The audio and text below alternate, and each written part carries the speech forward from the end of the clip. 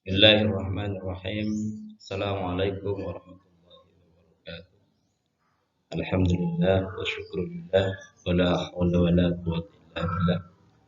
Allahumma shalli wa sallim ala sayyidina Muhammad wa ala ali sayyidina Muhammad.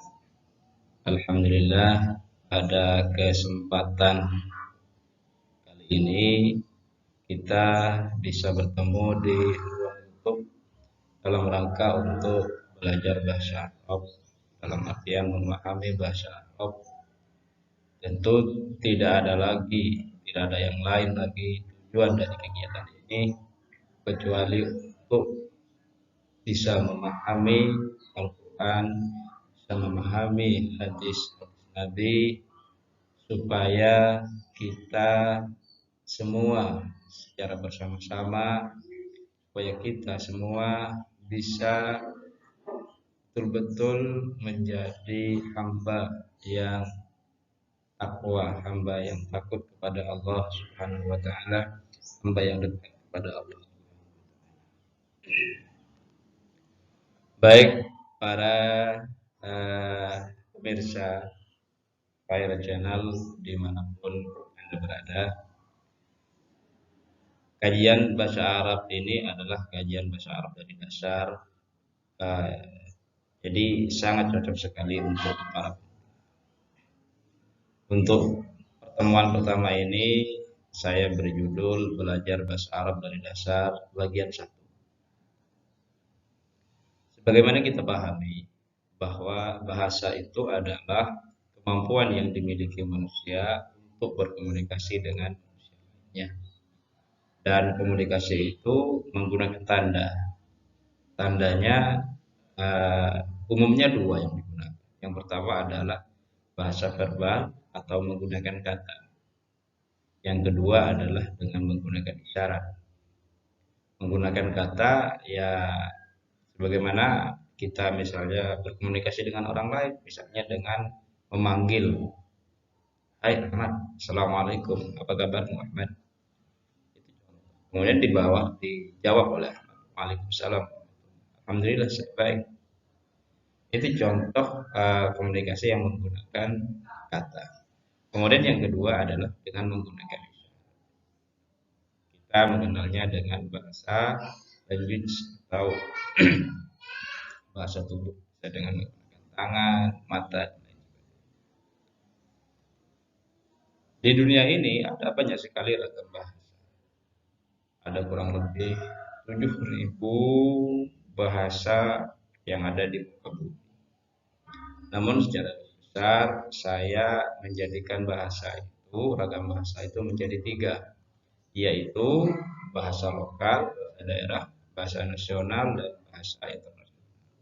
Kalau bahasa lokal ya bahasa yang digunakan oleh masyarakat lokal, misalnya bahasa Madura, contoh digunakan oleh masyarakat. Bahasa Jawa, bahasa Bali, atau bahasa Pal.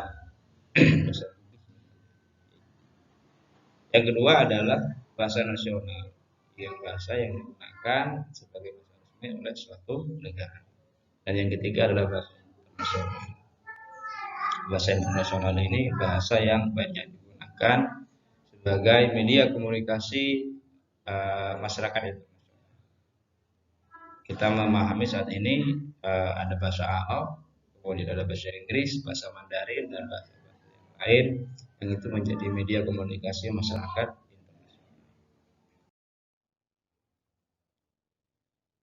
Secara sederhana, saya membuat perbandingan antara bahasa Arab dengan bahasa Indonesia. Ini dalam konteks untuk bagaimana kita bisa memahami bahasa Arab dengan pendekatan bahasa Indonesia. Kita mulai dari bahasa Indonesia sebagai bahasa yang sering kita gunakan sebagai komunikasi. Di bahasa Indonesia kita mengenal yang namanya huruf. Huruf itu contohnya misalnya A, B, C, D, dan seterusnya. Ini huruf apa? Huruf A, huruf B, huruf C, dan seterusnya. Kemudian yang kedua, kita juga mengenal kata. Kata itu ya tidak hanya sebatas susunan huruf, tapi kata itu menunjukkan kepada sebuah predikat, menunjukkan kepada sesuatu yang disematkan yang itu mempunyai makna. Contoh ayah, itu kata ayah, ibu, mobil, kata benda, angin, api, langit, rindu, rindu, angkuh, sombong, itu juga kata sifat. Itu contoh dari gabungan kata yang mempunyai arti yang bisa dipahami lebih, itu disebut dengan kalimat. Kalimat itu biasanya ada subjek, ada predikat, ada objek. Subjek predikat itu sudah bisa. Tapi kalau untuk lebih lengkapnya, subjek predikat objek untuk di bahasa Indonesia. Misalnya ayah pergi ke pasar. Ayah itu subjeknya, pergi itu predikatnya, ke pasar itu adalah objek. Atau ibu membeli, ibu itu subjek, membeli itu predikat, buah itu adalah. Dan yang selanjutnya ada angka. Saya 1, 2, 3, 4. Bagaimana dengan di bahasa Arab? Di bahasa Arab, kita mengenal di bahasa Arab itu yang paling dasar adalah kalimat. Kalimat di dalam bahasa Arab itu sama dengan kata di dalam bahasa Indonesia. Jadi kalau misalnya tadi ayah di bahasa Indonesia kita sebut sebagai bagian dari kata, maka ayah, abun dalam bahasa Arab itu tidak disebut kata, tetapi dia disebut dengan kalimat. Di dalam bahasa Arab, kalimat itu ada 3, yaitu kalimat isim, kalimat fi'il, dan kalimat. Gabungan dari kalimat itu di dalam bahasa Arab disebut dengan kalam atau jumlah mufidah. Itu di dalam bahasa Arab. Itu susunan kalimat yang menunjukkan faedah yang sempurna. Misalnya tadi ayah. Ayah itu kalimat isim. Kemudian kalau hanya ayah saja, kita kan tidak tahu maksudnya ayah, kan tidak jelas kan, tidak memberikan atau tidak menunjukkan sebuah pemaknaan yang sempurna. Kalau misalnya ayah pergi ke pasar, itu jelas faedahnya sempurna. Sempurna itu dalam artian bisa dipahami dengan baik oleh orang yang berkomunikasi. Kemudian yang ketiga adalah ada angka.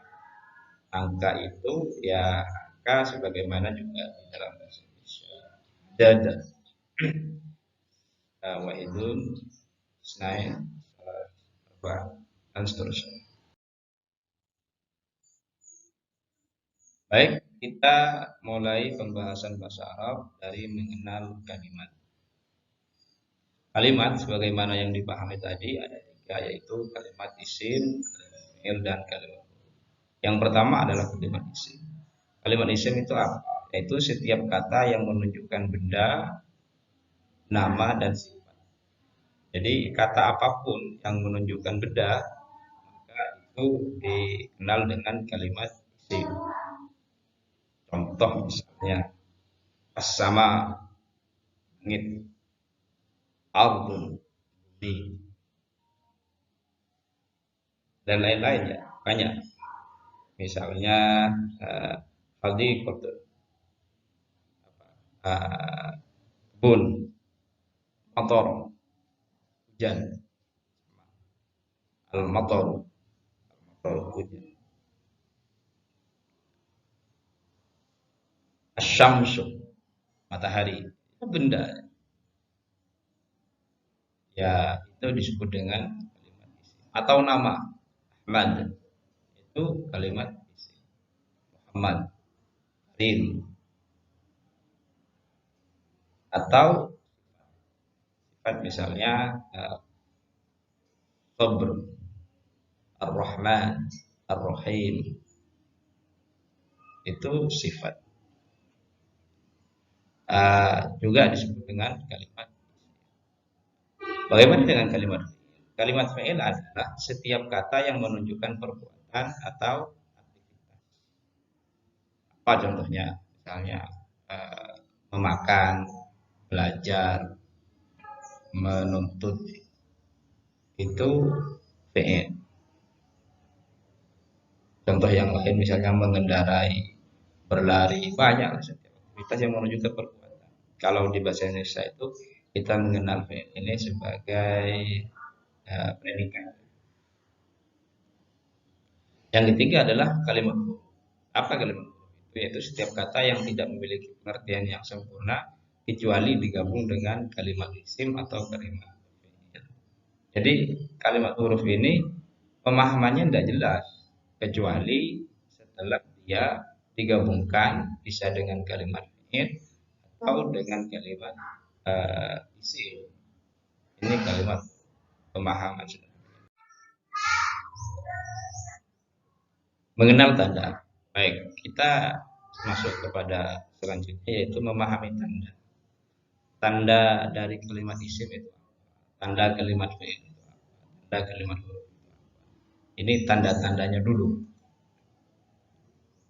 Yang pertama adalah tanda kalimat isim. Dia menunjukkan benda, nama atau sifat. Jadi jika setelah kita lihat artinya dia menunjukkan benda atau menunjukkan nama atau menunjukkan sifat dari sesuatu, maka itu disebut dengan kalimat isim. Yang kedua, dia bisa diawali atau dia diawali dengan al. Jika sebelumnya, jika pada kalimat itu ada alnya, maka itu dipastikan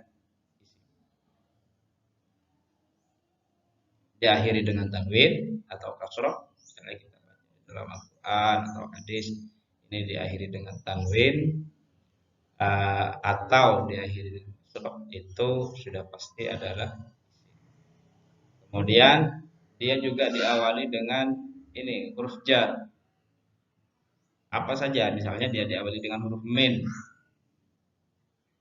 diawali dengan huruf ilah, ilal masjid. Berarti masjid itu adalah kalimat isim. Mim masjid. An dari ala, fi, fil bait, di dalam rumah. Bait, bait itu berarti ya kalimat isim. Bi, bismillah, bi, ba. Dari awali dengan huruf ba. Bi dengan bismillah, bi dengan ismi nama. Berarti nama itu adalah kalimat isim. K dan huruf kaf untuk atau diawali dengan huruf sumpah. Allah, demi Allah. Wal as, demi mas. Wal lail, demi malam. Itu contoh. Contohnya. Kalau sudah ada seperti ini berarti itu disebut dengan kalimat. Apa tanda dari kalimat fi'il? Tanda kalimat fi'il itu ketika kita memahami maknanya bahwa dia menunjukkan kepada perbuatan atau mengaji, membaca, belajar, dan lain-lain.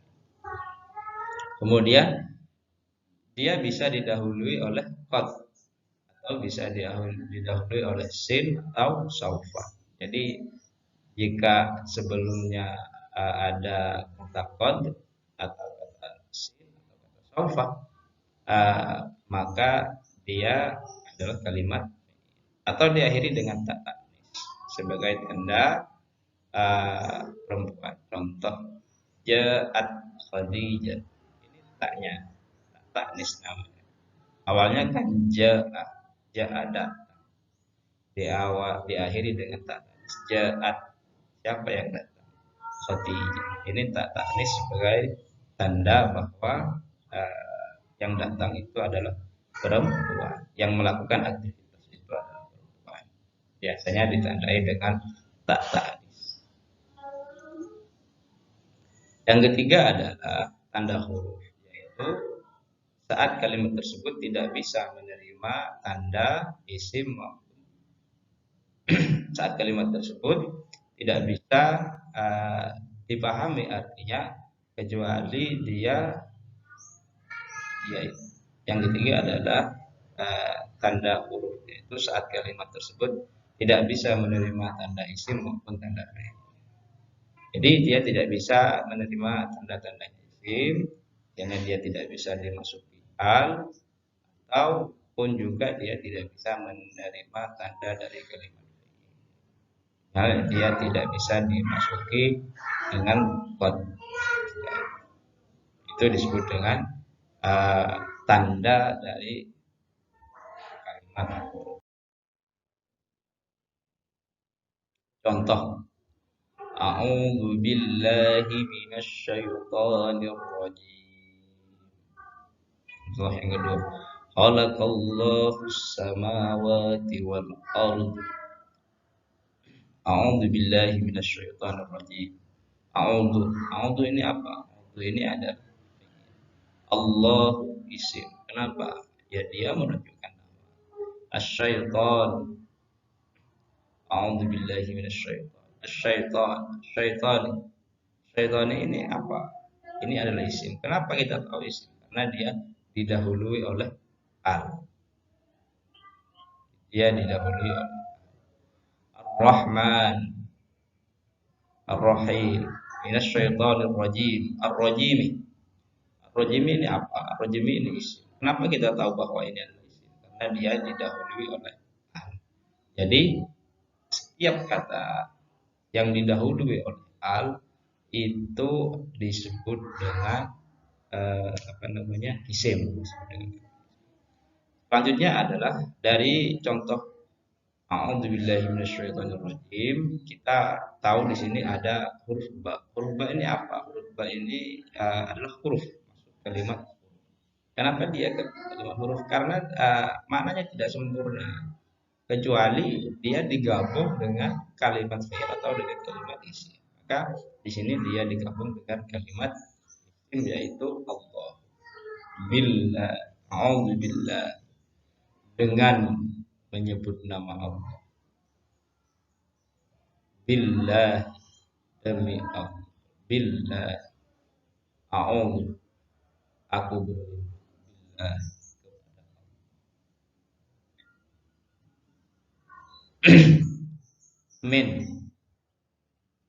min, dari, dari. Maka dia masuk dalam kalimat. Dari apa? Dia mempunyai makna secara baik kalau digabung dengan kalimat fi'il atau kalimat. Kalau min ini ya dia digabung dengan kan dia jar digabung dengan kalimat isim. Minasyaiton, dari syaitan. Khalaqallahu samawati wal ardh. Khalaqa ini apa? Fi'il. Kenapa kita tahu fi'il? Karena mempunyai makna menunjukkan aktivitas. Khalaqa, menciptakan. Allahu, isim. Kenapa tahu isim? Karena dia menunjukkan nama zat penguasa siapa, yaitu Allah. As-samawati. As-samawati ini apa? As-samawati ini adalah langit. Ini masuk apa? Masuk isim. Kenapa kita tahu isim? Karena dia didahului oleh al. Kalau huwa ini kalimat huruf. Kenapa kita tahu huruf? Ya karena dia tidak bisa mempunyai makna tersendiri. Dalam artian makna kalau dia sendirian maknanya tidak sempurna. Maknanya udah. Ya, dan untuk apa? Dan apa? Ini kan mesti ada tanda tanya kan. Wal ard, dan bumi. Maka ard ini adalah isim. Kenapa isim? Karena dia didahului oleh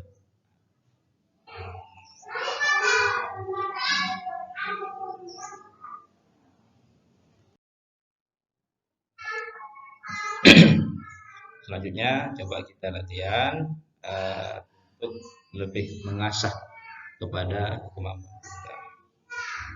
Tentukan kalimat isim, kalimat fi'il, dan kalimat huruf dan beberapa jumlah berikut ini. Alhamdulillahirabbil alamin. Ini yang pertama. Yang kedua, sallallahu alaihi wasallam. Yang ketiga, sara ahnatu minal madrasati ilal masjid. Yang keempat, Karim yadhabu ilal madrasati bisayyarati. Karimu yadhabu ilal madrasati bisayyarati. Yang kelima, Khadijatu taktubu darsa bil qalami. 6. Al-waladu ya'kulur ruzza summa yashrabul ma'a. Ini silakan pemirsa sekalian untuk melakukan pelatihan, kemudian hasilnya bisa kita diskusikan di kolom chat. Demikian untuk pertemuan ini, semoga memberikan khairan. Wassalamualaikum warahmatullahi wabarakatuh.